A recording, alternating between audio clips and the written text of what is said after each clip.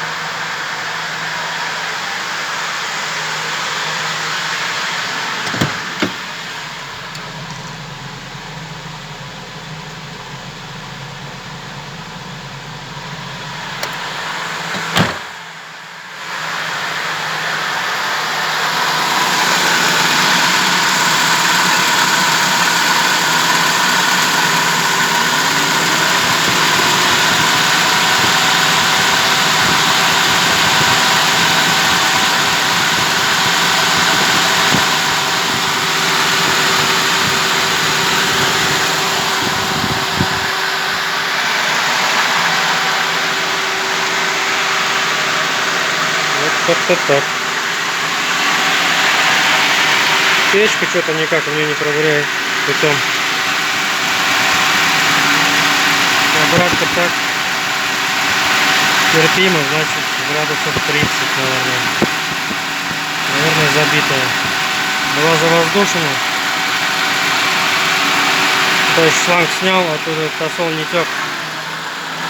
Взял крышку. Хотел дунуть, здесь расширитель старой системы.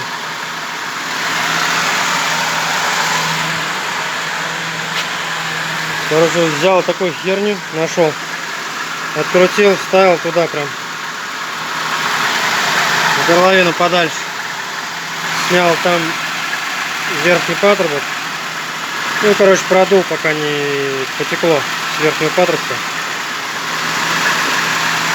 Газ теплый стал. А то был вообще холодный. Но теплый это мало. На подаче вот рука не терпит на кране. Горячий прям. А здесь теплый. Градусов 30.